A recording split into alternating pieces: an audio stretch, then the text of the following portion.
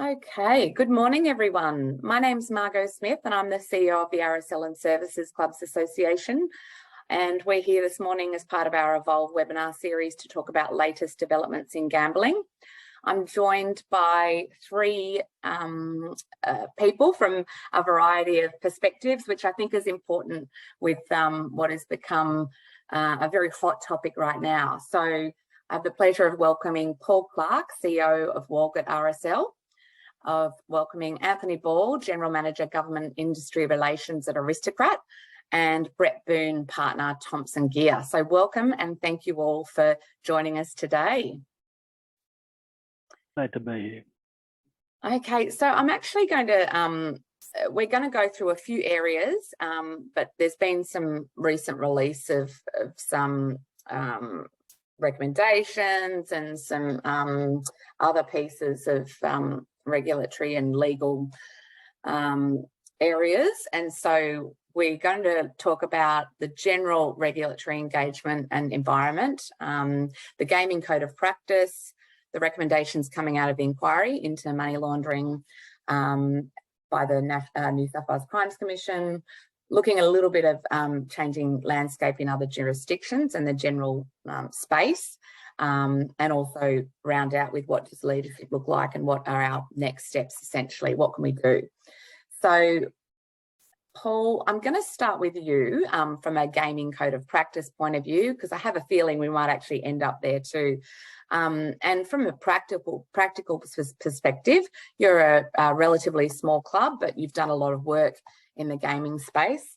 And I know you also sat on a committee as part of the gaming code of practice at Clubs New South Wales. And so looking at that next round of feedback and consultation to see what that gaming code of practice looks like. Can you firstly tell me a little bit about the setup at Walgett RSL? Okay, so we're a small regional club, 36 machines, got 900 members. We're a small club, but gaming wise, we're not a small club. We've got very, very strong gaming for a venue like us out here in the West, currently surrounded by water, so we're not going anywhere currently. But we're a pretty successful club, but always, luckily I've got a board that are very sort of forward thinking and understand the importance of gaming. So we're pretty aggressive and on the front foot with gaming as far as technology and machines and systems and whatnot. So great, thank you. And I mean, the gaming code of practice in a lot of ways couldn't have come at a better time with the increased scrutiny from both media and regulators. And, you know, now that you've had time to digest and we're, you know, almost to the end of that consultation period, which will round out at the end of this year, can you talk to us about where you're at in terms of your thinking around the gaming code of practice and how you'll tackle it? Yeah, okay. So I think everyone that I've been talking to, like managers out here at recent Clubs New South Wales meetings and CMA meetings, I think everyone's really seem to be behind the gaming code of practice. I think as an industry, we always like to be on the front foot. And if there's an issue, we sort of try and go out and tackle it. And that's what we do in all sorts of things. You know, if people are in trouble, we go and help. So I think we tackle that sort of issue as well, that we want to look after our members. So if there's a better way to do things, and of course, we want to be able to do that. But I think it needs to be practical that, you know, whatever new regulations or things that clubs need to do, we actually need to be able to do it. You know, we just can't expect that it's going to be the same for every club and the risks that they're at. So, yeah, for our club and a lot of small clubs, probably guys like myself or managers like myself, we wear all the hats. So every new regulation, like the gaming compliance officer is going to be me, you know, the same as it is for ALM and all that sort of thing. So I think it's how do we keep adding to our portfolio of things to do and keep compliant. Yeah, because none of us want to let the team down as far as the whole industry. So, you know, if it becomes overwhelming in ticking boxes and writing things down, I don't think ticking boxes is enough. There needs to be a result at the end. So you think it needs to be scalable essentially and commensurate with the risk of both the size of the club, region, I don't know if that has any bearing, but certainly the size of the club, so that it is practical, because that likelihood of risk is lower.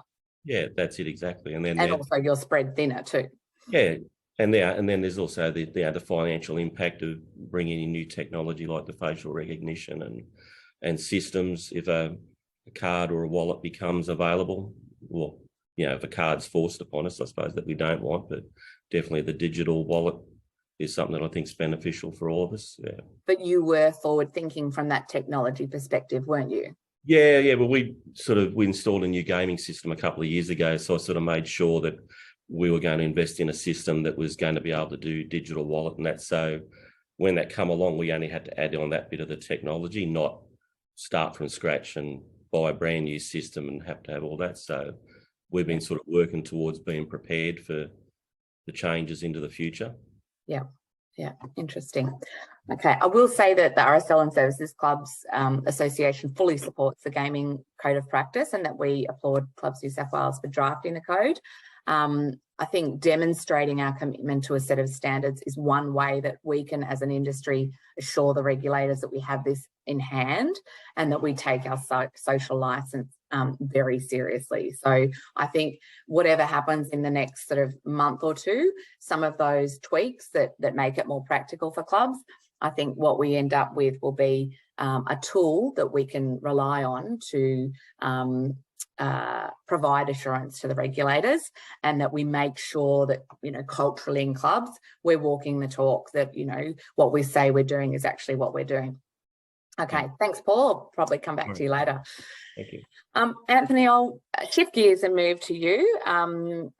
In terms of I think certainly clubs are in the hot seat at the moment. There's a lot of heat, both from media and regulators. It's certainly not your first rodeo with the mounting media and political attention. What's your perspective on the current climate? You're probably a bit more philosophical, are you? Well, firstly, Margot, thank you for the chance to join your members in what is going to be a very interesting chat. Hello to Paul and Brett. Yeah, look, there's fur flying everywhere, not just in New South Wales, but in all jurisdictions. You've got casino inquiries still running. We've had them in New South Wales, Victoria, Queensland, South Australia and Western Australia. You have reviews of gaming policy in Tasmania and the ACT.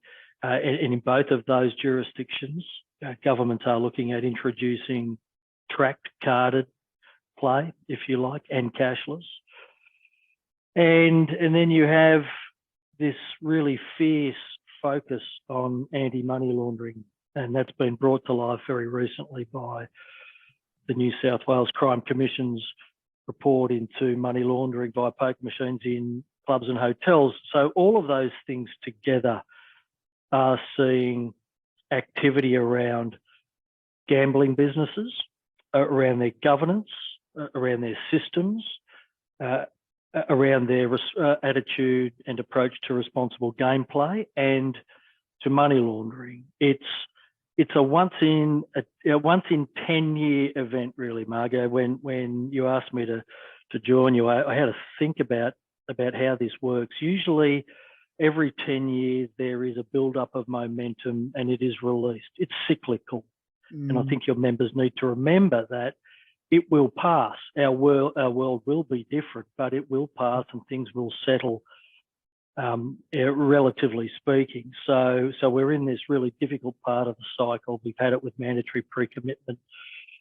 We had it with the productivity. When I first started in the industry back in 1999, we had the Productivity Commission inquiry for those that were around then, which created huge change.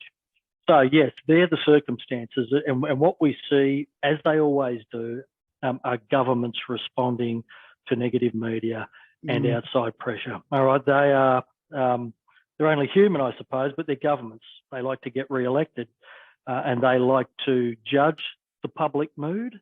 They certainly read the newspaper and then they respond. And so we're in this really interesting time right now trying to manage all of that. I think clubs need to just try and tune out a lot of the noise. Okay, everybody reads the newspaper, do that. But then think about some of the fundamentals, okay, that are in play here. There is a requirement to boost compliance, and that's coming from AUSTRAC, and that's coming from the Crime Commission and from the New South Wales regulator and those interstate. So compliance around AML, anti-money laundering, and responsible gameplay is a huge focus, and that's not going to go away. Forget who the Premier is, who the Minister is. This is a theme that is going to continue. Clubs need to come to terms with that. Responsible gameplay, and a little bit about Paul's commentary on the code. The requirements for responsible gameplay are going to continue to increase. They're going to continue, they're not going to decrease. There is no bottom to this. So we need to find ways as an industry to do this in an effective way that doesn't hurt clubs and other gambling businesses. And the third theme running here is the advancement of technology. And technology is allowing things to happen now that couldn't happen even 10 years ago, certainly not 20. And it relates to the gambling card. That's a piece of technology. It relates to the trial of digital wallet that Aristocrat is running at West Newcastle. And everybody has a good idea about how we can use technology to save the world, to stop problem gambling, and easy to say, not so easy to do. So that's where we find ourselves, Margot and members. I just urge your clubs to keep across what's going on, but see through it and look at those three themes and how they apply to you. Okay, so go back in and just double down on compliance. Make sure that you're doing it as well as you can. If you are doing it as well as you can, Brett will talk about this as well, then at least you've got some protection. Okay, complacency will leave you very, very exposed. Look at when you get the opportunity, perhaps early in the new year, look at your strategy and your forward financial planning. Okay, you're going to need to make sure that you've got the wherewithal to deal with the change that's coming. And thirdly, and I know this has been a call out from Clubs New South Wales and also Margot, speak to your local member. They need to know what's going on. They don't hear it. They read the newspapers, but it's a good idea to keep them across your concerns, as you should always do. And there is no better time than right now, and I'm saying before Christmas, if you can, in the next fortnight, just go and talk to your local member about your thoughts on what's happening and what their thoughts are about things like the gambling card. So Margot, that's my opening salvo. Happy to take questions later on, and I look forward to the discussion. Thanks, Anthony. And just for everyone's information, you can pop questions in the chat, in the Q&A, and I'll pick those up. So feel free to pop something in there for anyone or everyone. So, I mean, Anthony, interesting, I know that we talked in our briefing about the call to talk to our local member. Certainly, I think there needs to be a more balanced view across Parliament about clubs, and whether that's as opposed to other venues. Well, it's neither here nor there probably at this point.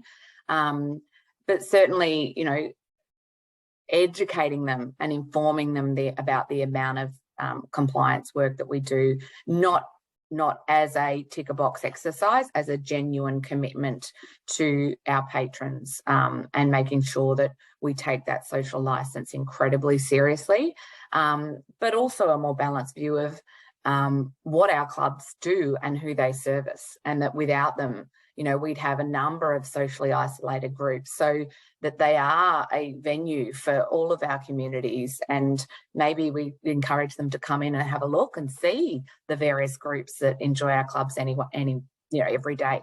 But Anthony, so the Crimes Commission's report has come out. How do these things usually work? What are the next steps for government? Will we be hearing from them? Is there a time pressure to talk to our local member? Yeah, so when you talk to your local member, most of them know very well the things that you're doing to look after your suburb or town. They get that. This is one where you have a very sharp message about gambling cards and tracking people. Okay, you go in and you talk about, your bingo players who like to have a flutter and spend $20 or $30, even your good players who are just honest punters. Okay, why are they going to be treated like criminals or someone with a gambling problem? I think the message this time, as soon as it can be delivered, is to be very focused on what's going on with the New South Wales Crime Commission and the recommendation to go cashless, what's called the mandatory cashless gaming regime that they've recommended. So how will that work? So you know, by reading the newspapers, you'll see the Premier has said publicly multiple times that the government will respond and he will act before the election. There is heavy media pressure for him to do so. And so I expect in the next few weeks for there to be some kind of policy announcement from government. And look, I'm not going to speculate on what that might be, but I'm certain that they will adopt, in principle, most of the Crime Commission's recommendations. There are 8 of those, and they don't just relate to a gambling card. So your members should read those and understand them. And my prediction, don't hold me to this, on the gambling card is that there is a response that acknowledges the work already done on cashless technology and builds on it. What we don't want is a situation where the forward-thinking clubs like Paul's, who have invested in systems, let's say, or other technology that might enable cashless, we don't want that to be redundant. Okay, we want to build on that because it's significant and it is actually effective. So hopefully the government sees the merit in that. So I think widespread adoption of the recommendations, and when it comes to cashless gaming, hopefully a considered approach that recognises the investment already undertaken and gives the industry some time to work out what will really work for their punters, for their members. Let's see whether I'm right on that. On the other side, the opposition, look, I don't know. I know Chris Minns has been very careful with his initial responses, which is, excuse me, sensible. And look, time will tell. I think he will wait until Premier Perrottet announces the government's response, and then he will respond in kind. So I think it will all happen over the next 3 to 4 months. Sorry, 3 to 4 weeks, I should say. 3 to 4 weeks. So focus commentary on the technology and I guess what's practical and what actually won't really solve the problem. So an education piece maybe to local members about that, and educating about the work that we do. But certainly, yeah, okay, interesting. Thank you. Brett, I might move on to you now because there have been a couple of things that have come out in the last couple of weeks. Firstly, the recommendations from the Crimes Commission inquiry into money laundering. We might start there if that's okay. Can you talk to us about those recommendations and what some of the implications might be for clubs? Well, Margot, as Anthony said, there's 8 recommendations, and this is built on really a rising tsunami of inquiries into the casinos, the Bergen inquiry, Crown that was very damning, the Adam Bell SC inquiry into Star, which is even worse, and these other inquiries in other states, the Finkelstein inquiry in Victoria. It's just been this momentum. And so, look, I won't go through all 8. Look, to be honest, there's really 2 that really matter. I mean, the first one is that the introduction of a mandatory cashless gaming system into clubs. I mean, that's the one that is obviously the one that's going to cause the most grief. I think recommendation 4 is also very interesting, though, because recommendation 4 is that the legislative and regulatory framework governing EGMs in New South Wales be amended to clarify that persons, entities with functions associated with EGMs must take steps to prevent money laundering. Now, what's interesting about that recommendation is they've already passed legislation to implement it. In fact, they passed legislation to implement it before the report was even published. And this is one of the things that I think, look, the report was a bombshell, because what we did a lot of the notices to reduce and acted for a lot of clubs that were being, sort of investigated, I suppose, for want of a better word, for potential money laundering. And of course, what the report found was that, in fact, money laundering in pubs and clubs is pretty minimal because it's an ineffective way to launder money. And the criminals in the coercive hearings that Crime Commission holds behind closed doors said, well, no, what we're actually doing is we like to gamble and we spend our money in poker machines. And some of them admitted to being gambling addicts. And so the big problem and it's a problem for the government as well, is that with money laundering, of course, clubs don't want money launderers. There's no economic gain in it. There's 1,000 in and $10 a play, and then they get their money out. So I suppose certainly for me, it was a surprise to see that the criminals were actually gambling substantial amounts of money, and that really was a game changer and a real problem. And so before this came out, I was surprised when this came out, when I saw that recommendation, and then I checked and I noticed that they'd already amended the Crimes Act on the 13th of October.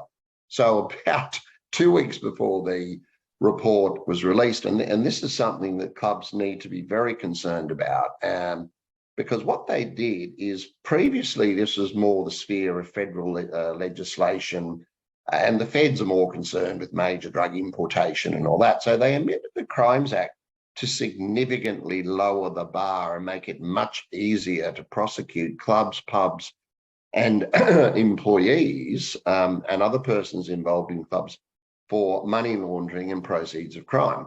Before, proceeds of crime wasn't actually specifically there. It was added in by this amendment, the Crimes Amendment Money Laundering Act 2022. So, as I say, it was passed by Parliament 13th of October, came into effect on the 18th of October.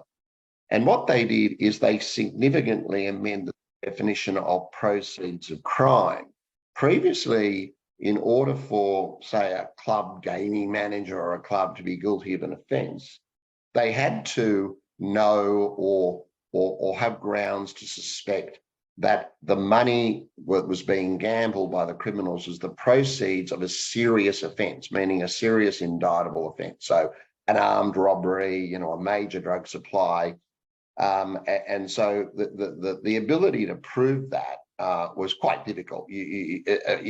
Unless you could show that they had actual knowledge or they were reckless and there were huge amounts of money involved, then the onus was more on the police in terms of, which is a good idea to try and stop a crime in the first place. But anyway, this is all about pushing stuff onto the club. So what they did is they changed all that, and now all they have to prove is that you've got a reasonable suspicion that the money is being gambled are the proceeds of any offence, any crime. And quite bizarrely, they extended the definition to say that you only have to have reasonable grounds to suspect the proceeds of crime were wholly or partly realised directly or indirectly from the commission of any offence against the law of New South Wales, the Commonwealth, or any other state or territory. And my favourite bit, or the law of another country.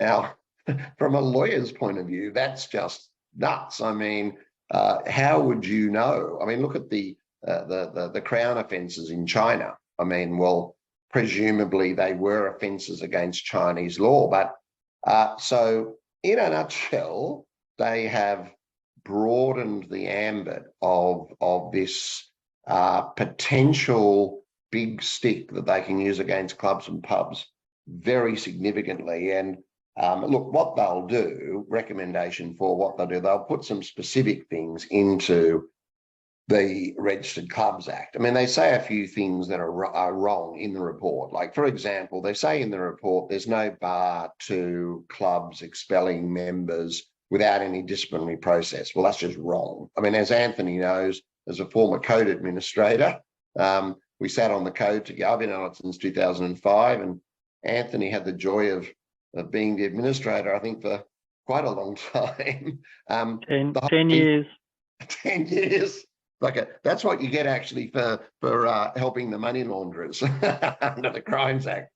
But the thing is that that was wrong. I mean, you can't just chuck people out. So they're going to amend you can chuck non-members out, but they're going to amend the Act further, presumably to take away members' rights to disciplinary processes if there's a suspicion that they're involved in money laundering and proceeds of crime. So, so what they'll do, they also say that presently there's no requirements in the Registered Clubs Act and I think the Game Machines Act to make clubs and pubs liable for criminal activity. Well, that's wrong as well. There's already a section in the Registered Clubs Act that says you can't allow unlawful activity on your premises. So once again, look, this stuff's already there, but I suspect what's going to happen is they'll amend the objects of the Gaming Machines Act to make it a primary object that you've got to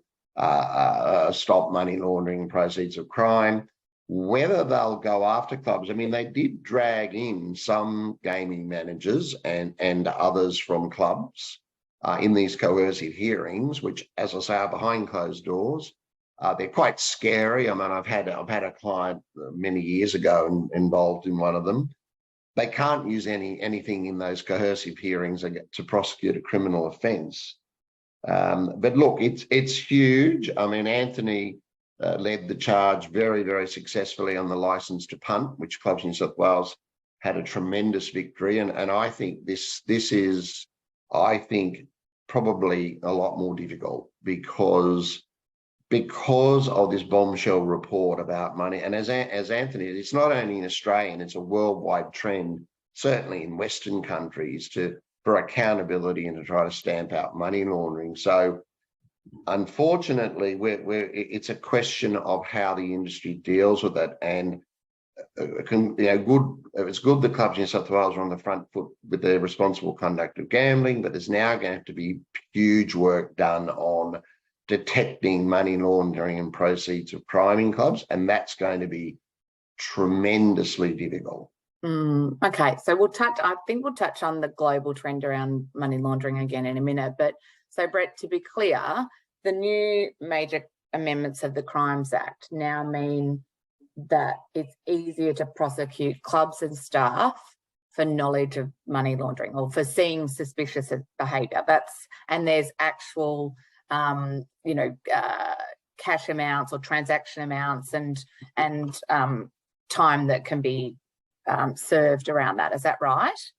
100%, absolutely. And in fact, there's three thresholds that they have. There's a 5 million and above. There's a 100,000 to 5 million.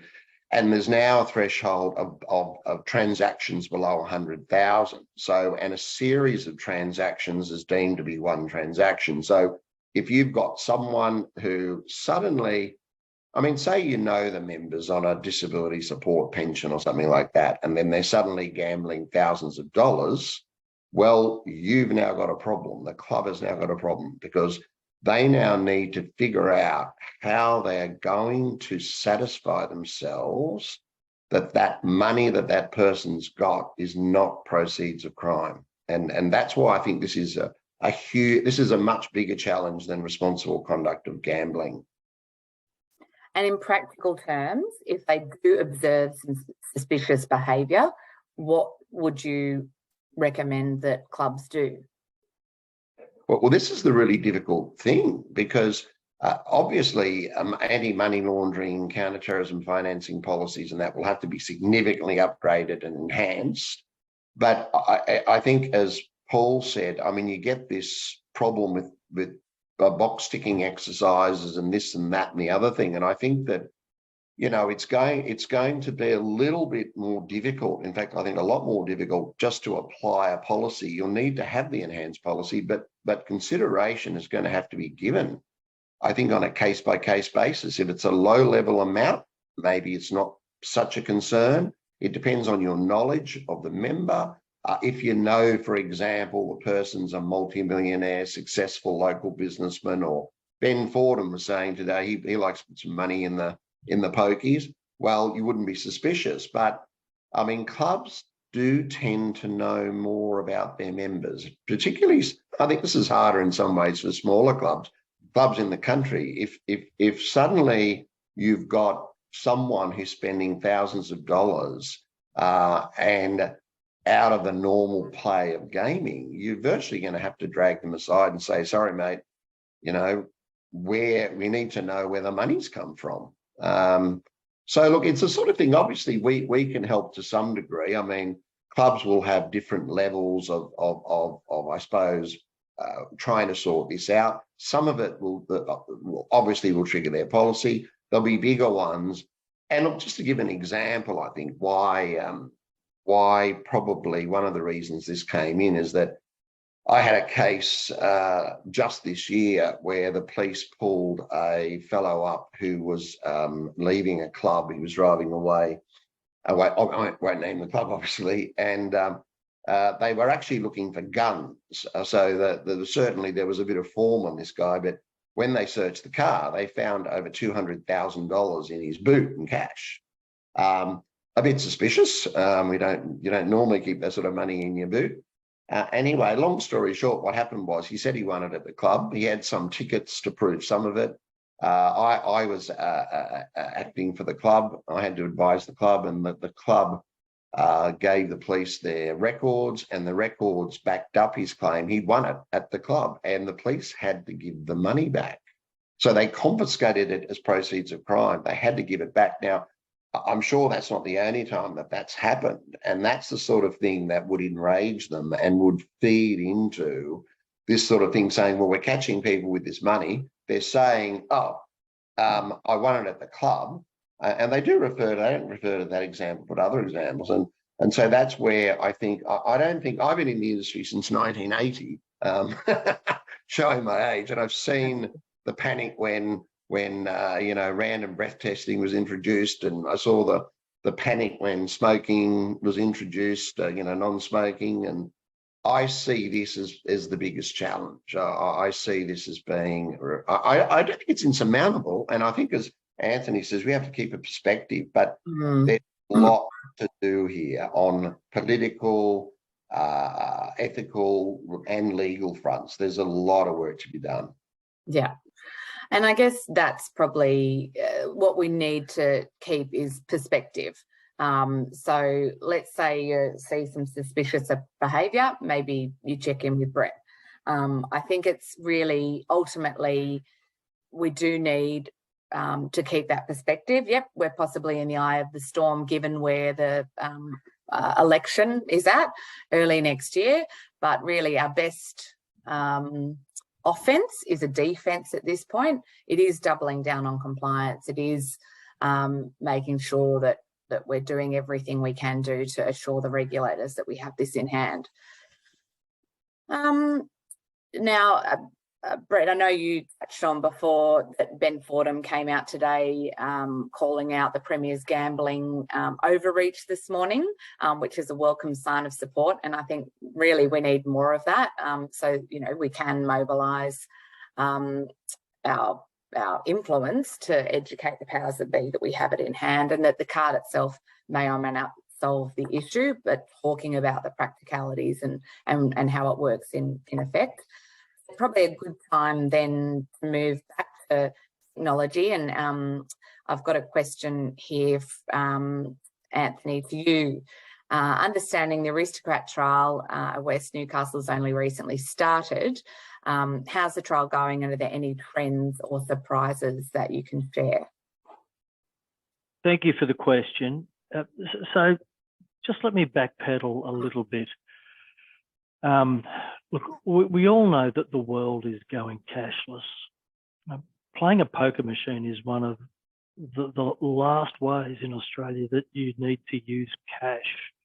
There already is limited cashless, but technology, people's demands for convenience and hygienic forms of transactions are driving the uptake of cashless everywhere. Okay.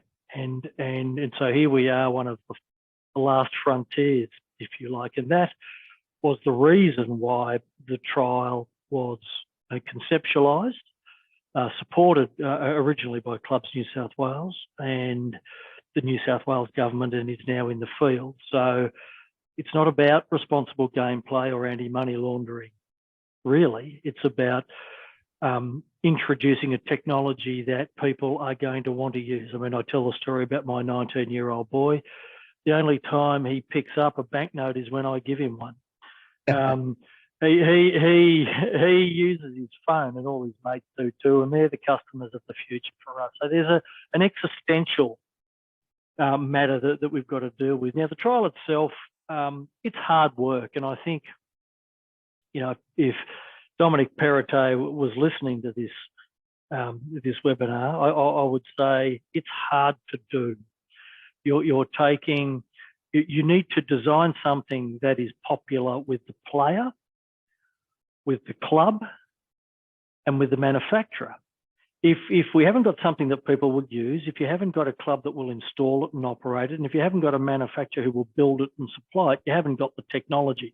And that's the balancing act that you need to strike. And that's why the gambling card concept is dangerous, because it removes the incentive for any one of those three parties to get behind a trial like this.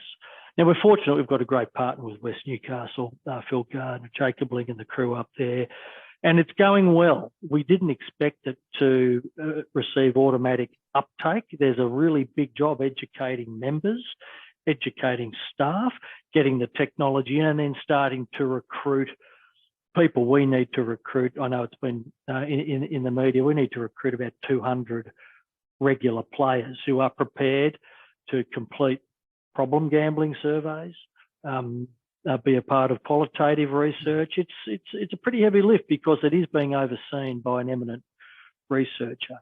So the beginning is really solid, Margot, I can tell you. We have steady uptake, so enrolment in the scheme and the technology, and we're working with people to get them through Know Your Customer controls and into the digital wallet.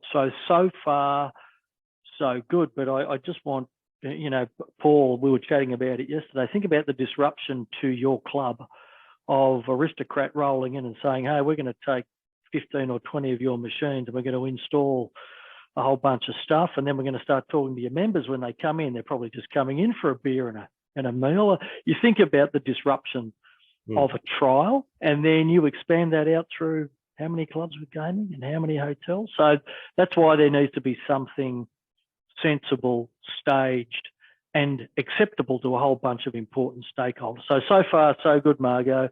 Look, my prediction is that it is not going to be the last trial of digital wallet and cashless technology. And in fact, at Aristocrat, we encourage that, because what we want in the end is a technology and a solution that is good for Paul's club and for his members, and hopefully keeps the government satisfied that, as you say, we are taking care of business. Yeah.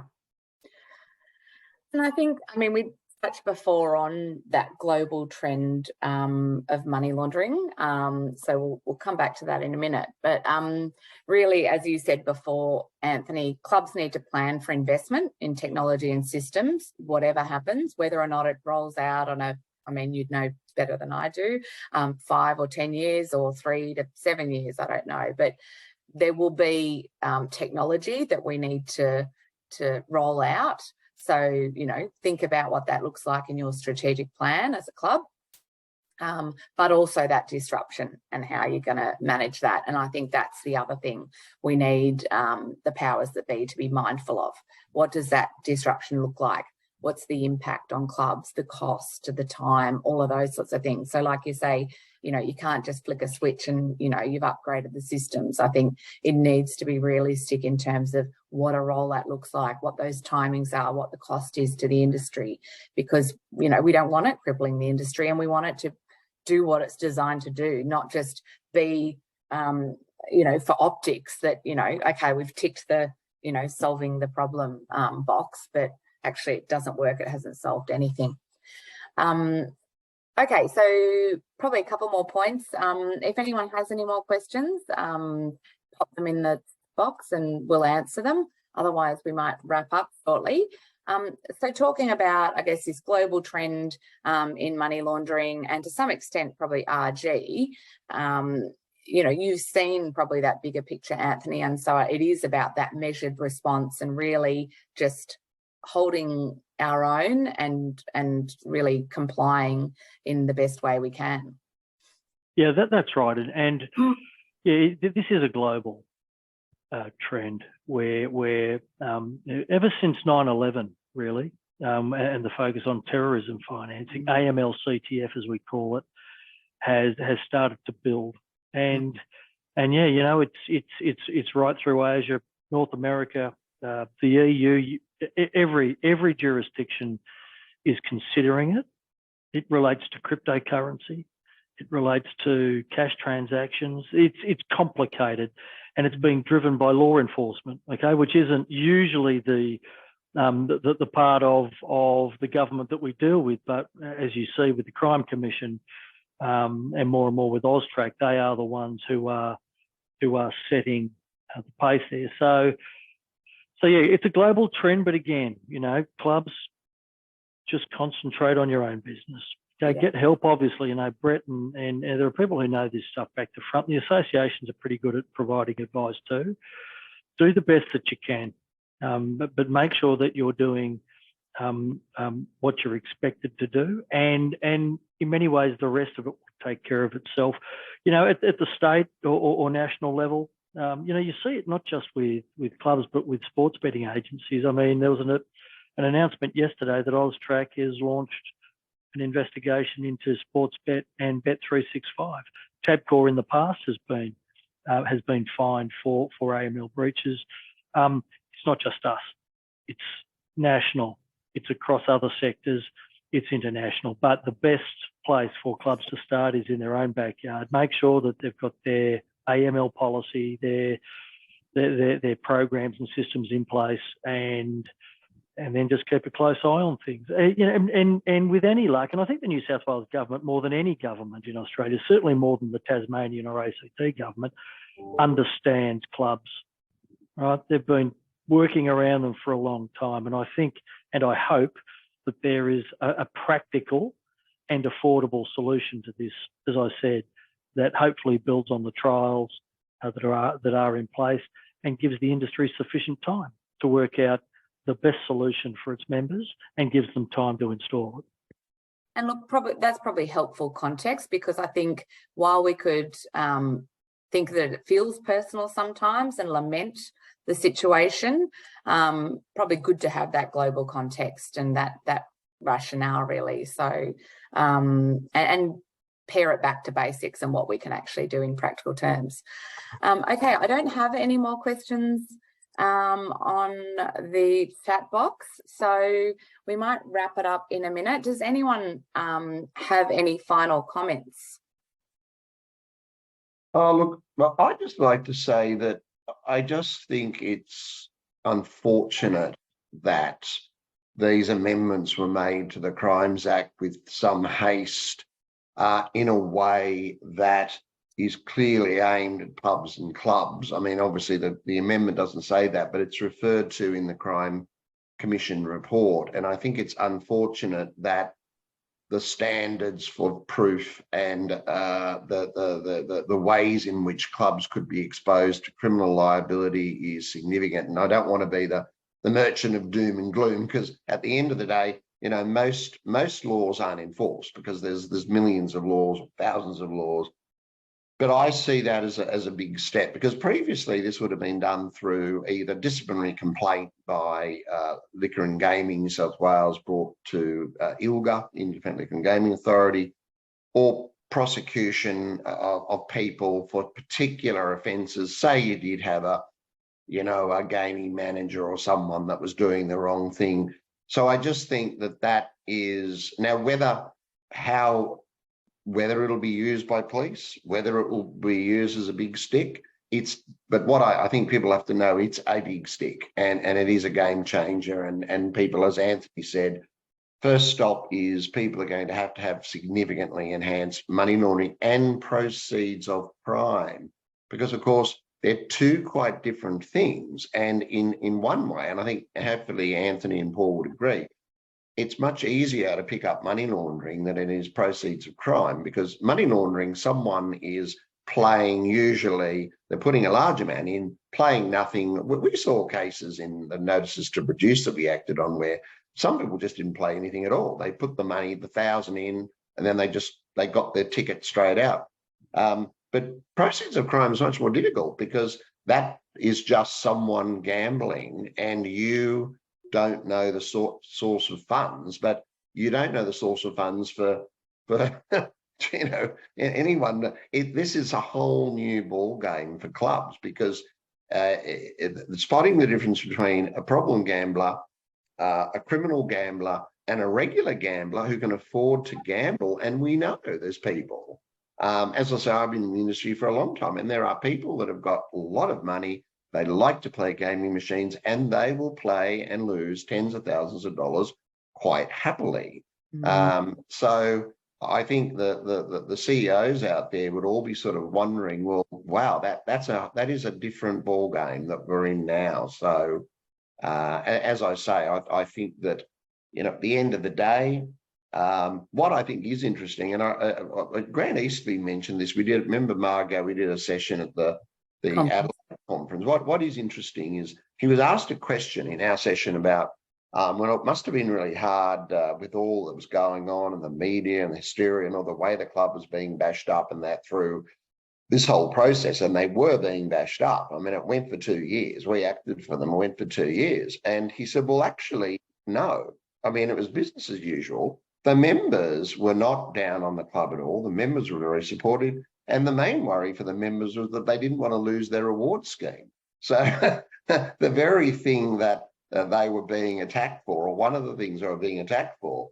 And so he said, from a day-to-day perspective, and I think this picks up on Anthony's comment about the noise, just be careful. There's a lot of noise in the Sydney Morning Herald and be a bit on Channel 9, but most members, you know, just get on with the day-to-day. And I think that's an important thing in perspective. But as I say, time will tell. Will police use these new powers? Time will tell. Yeah. Okay. And I think, you know, maybe there's something here for a follow-up in a few months to see how it's all tracking and, you know, what the developments are in the space. Okay, well, thank you all. I think, you know, take-home messages, you know, double down on compliance, take a proactive approach to compliance, and especially when it comes to suspicious activity with the new amendments to the Crimes Act. Talk to your member and educate them about the commitment we have to responsible gambling and AML programs, how seriously we take our social licence, and the practicalities of the card and what will work and what you know, may not actually solve the problem. And from a gaming code of practice perspective, you know, let's get on the front foot, show the regulators we have this in hand. Yes, there might be scalable solutions around club size and risk and everything, but, you know, certainly I think let's galvanise as an industry and absolutely show that we have this in hand. So without further ado, thank you so much, Paul. Thank you, Brett. Thank you, Anthony. A very productive discussion, incredibly eye-opening. And as an association, we'll follow this up so that we can support our members at this time. But nice to have a balanced view. Nice to see that, you know, this is something that we can all navigate together. So thank you very much. Thanks, Margot. Bye, everybody. Okay, bye. Bye.